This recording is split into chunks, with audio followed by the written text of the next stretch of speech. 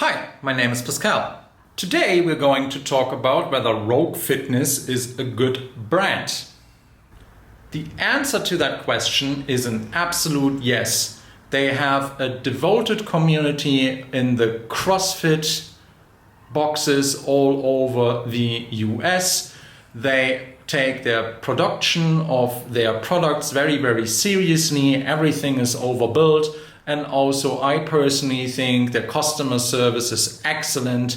So all of that combined really leaves you with one of the best brands for home gym equipment for the serious athlete or weekend warrior with Rogue Fitness. There are other brands out there, but if you do your research, you will see that most YouTube channels and also users of Rogue agree that Rogue is just the best for functional fitness that currently can be had in the US.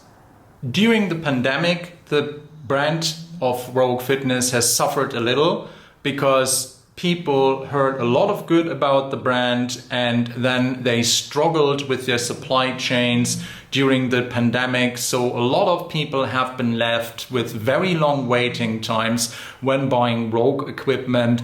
And you have seen in 2020 and 2021 a lot more complaints on the internet about Rogue Fitness than you used to hear in the past. I personally think that is a shame because I think Rogue Fitness was a victim of their own success. During the pandemic, the people flocked behind the best known and most trusted brands to buy from them. So the books got filled while the supply chain couldn't keep up, and then the brand was hurt because they couldn't live up to the delivery standards that they had before. Before the pandemic and also now after the pandemic, I think Rogue is still a great brand, and I will provide you with a bit more detail of why I think that it doesn't just become a fanboy statement here on the internet and on the YouTubes. One aspect of a great brand is that they actually live up to their own mistakes, own up to them, and then rectify what has happened. That is great brand management and will give you a brand that will last long. So how did Rogue address that? During the pandemic, unfortunately, some of their suppliers sent Rogue steel that was not from America, but from Canada.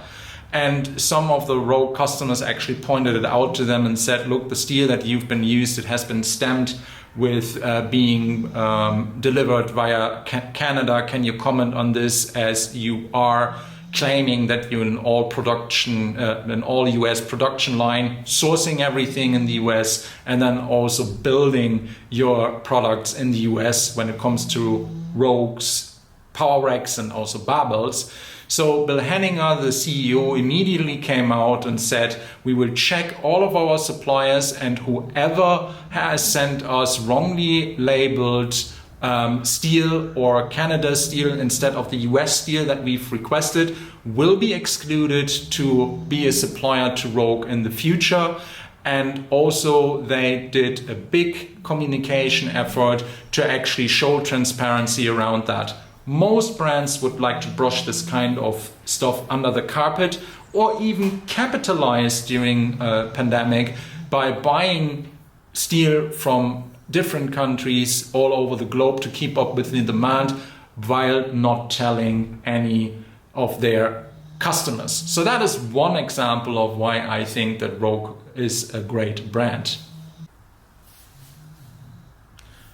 Another aspect of a great brand is that they constantly innovate, look at the market, and also learn from their competitors.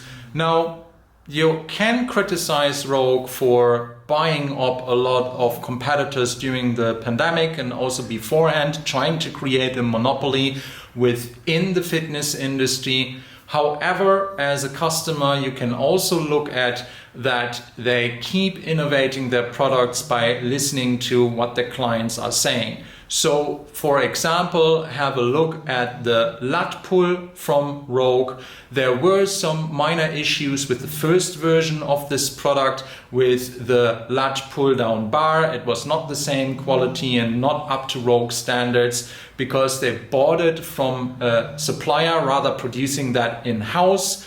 They took the complaints they got about that and actually in-housed the production of all of the lat pull bars that come with the lat pull from Rogue, and therefore rectified that quality issue. Then if you look at the Monster Light series of Rogue, the Monster Light series now has gotten its third facelift during its lifetime. With this last facelift, they actually got the numbering on the holes, on the uprights, that beforehand was actually only available in the Monster series and not in the Monster Light series, which was a main criticism that a lot of YouTubers brought up about the brand.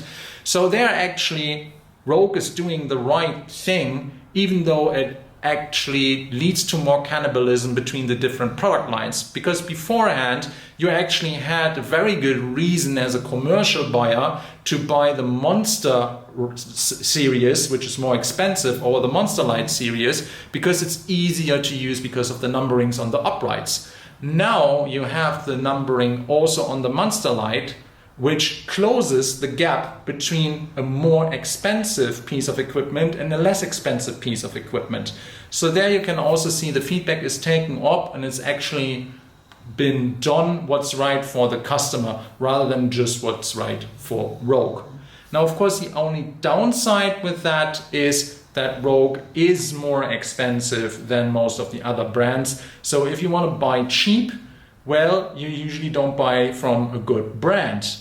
That is just common sense. So therefore, again, the price that Rogue actually puts on their products and that they can demand such a high price is also a reflection of the fact that they are a good brand. Thanks for watching. Please like, subscribe and tell your friends about my channel. I also have some extensive articles linked in the description box below. If you are starting to plan your own home gym, there you can see what Rogue has on offer, what I think is good, what are better alternatives to what you initially might think. And with that, I leave you with having a good day and I hope to see you soon. Bye bye.